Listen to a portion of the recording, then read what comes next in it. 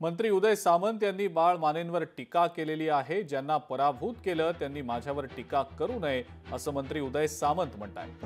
बाळ माने नैराश्यातनं बोलत असल्याचंही उदय सामंतांनी म्हटलंय।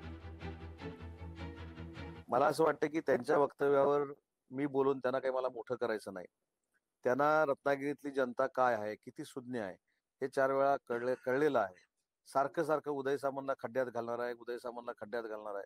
व ज्या रत्नागिरीच्या मतदारांनी त्यांना 4 वेळा पराभूत करून पॅक करून टाकले, त्यांनी माझ्यावर टीका करण्याची आवश्यकता नाही।